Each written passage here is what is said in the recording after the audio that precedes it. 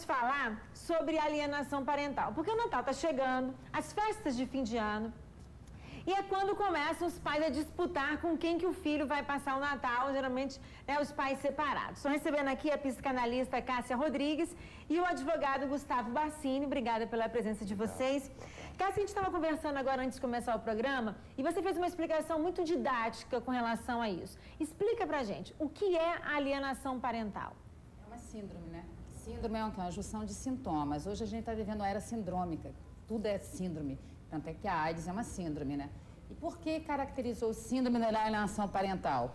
É quando o ser humano aliena alguém da relação. Geralmente é a mãe, quando o pai sai da relação, porque se apaixonou por outro, porque não quer mais casar. E porque o casamento acabou. A relação acabou, né? Porque quando aparece outra é porque a relação já tinha acabado há muito tempo.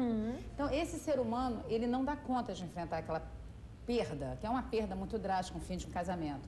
E com isso, o que vai acontecer? Ela vai aos pouquinhos fazendo uma lavagem cerebral na criança. Só que ela não percebe que faz essa lavagem cerebral. E como que acontece? Ela vai criando imagens falsas no psique da criança.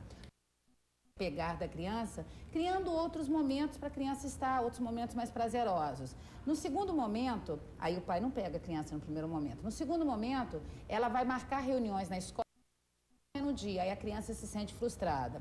No terceiro momento, nos momentos de diversão, ela volta a criar um outro fator mais maravilhoso para a criança estar e a criança não vai ter desejo de estar com o pai.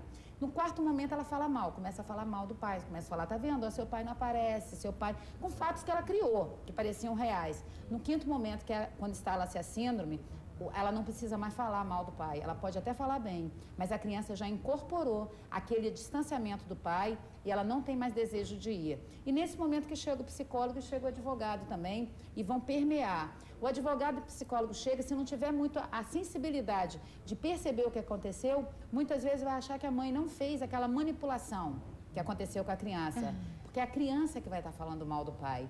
E o pior de tudo, que às vezes até com abuso sexual, ela criando a falsa imagem do abuso sexual. Nos Estados Unidos tem uma estatística que diz de 3 casos de abusos sexuais, 2 são mentiras.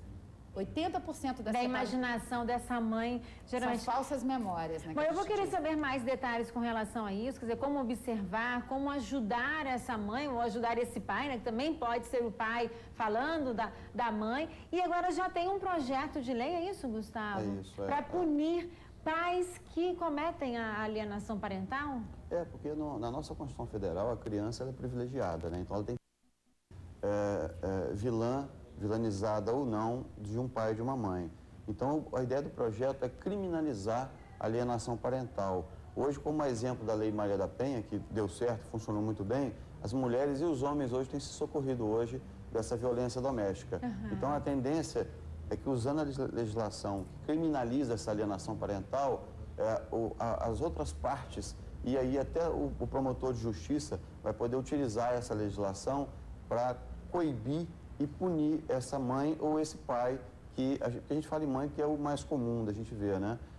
Mas punir esse pai ou essa mãe que incide nessa alienação parental. E acabar achando, né, por intermédio de uma lei, né, de uma punição, para que isso não aconteça, mesmo eles sabendo, todo mundo sabendo que isso faz mal e pensando nesse futuro dessa criança. Bom, mas eu vou pedir para vocês continuarem com a gente aqui. Você de casa pode ligar e tirar sua dúvida pelo telefone 3331-7045 ou mandando um e-mail para a gente. Eu continuo aqui com a psicanalista Cássia Rodrigues e com o advogado Gustavo Bassini falando sobre alienação parental. Eu vou para um rápido intervalo, mas é muito rápido. Volto já já. Hoje ainda vamos aprender um artesanato com velas para você decorar a sua ceia de Natal. Tem panetone, tem lançamento de livros e muito mais. Eu volto já. Aqui, nós estamos falando sobre uma questão agora no intervalo muito interessante, que uma coisa que pode amenizar essa situação ou até acabar, não sei, seria a guarda compartilhada, é isso, Gustavo? A gente tem a guarda compartilhada, na verdade, como se fosse o antídoto da alienação parental. Porque, no meu entendimento, pelo menos, e de muitos advogados de família, em primeiro lugar, não se dá mais para ter vara de família. Hoje, sem psicólogo, sem psicanalista, sem assistente social, sem as pessoas que realmente entendem de vida familiar de criança. Porque o pessoal jurídico, o mundo jurídico como nós temos que reconhecer nossa limitação como jurista. Nosso conhecimento nessa área ele é empírico.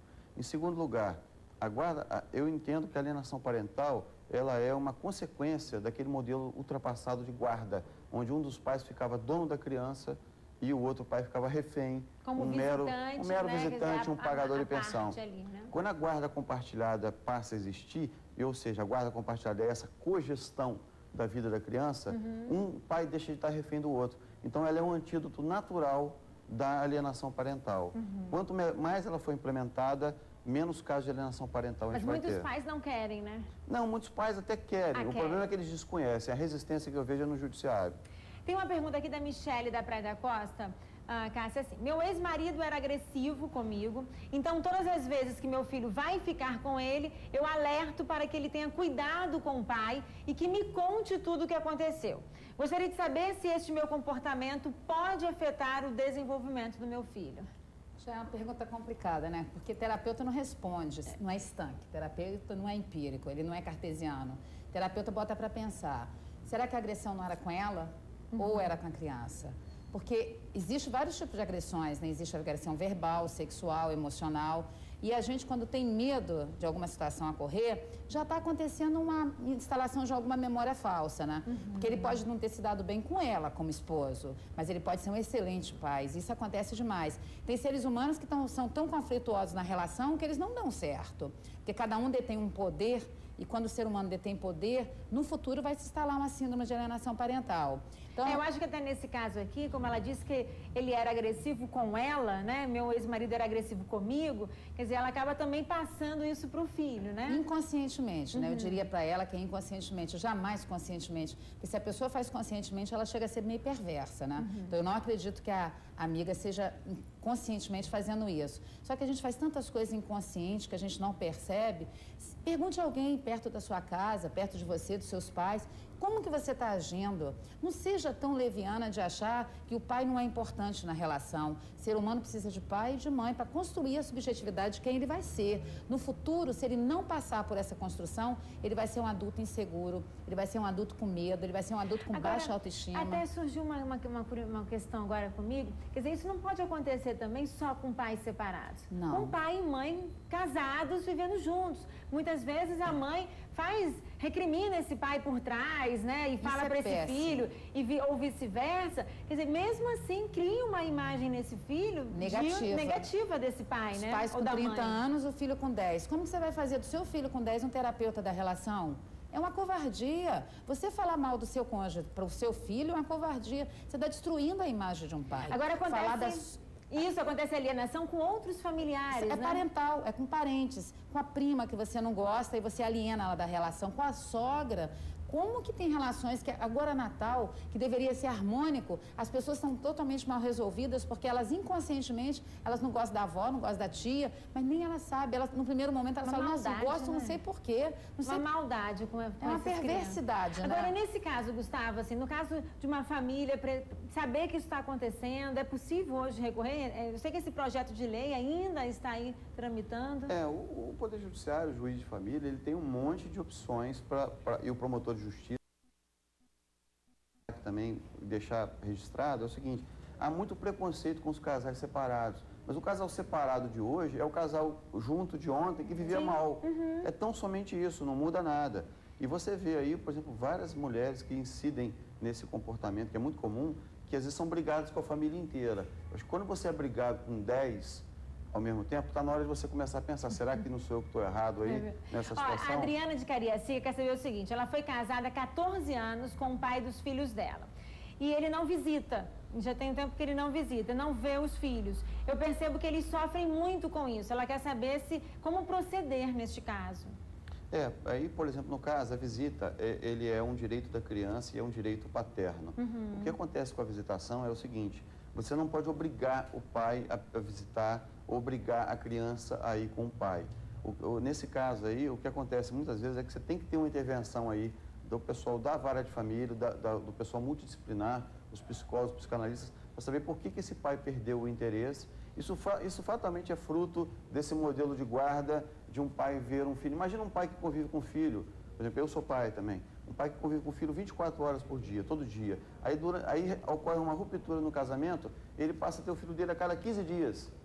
Quer dizer, isso é uma violência com ele e com o filho dele. Então, só para a gente poder terminar, mas eu creio... E só para a gente poder agilizar, desculpa, Cássia, mas é que o nosso tempo, a Marcélia de Vila Velha, ela está separada há 1 ano e o ex-marido dela fala mal dela.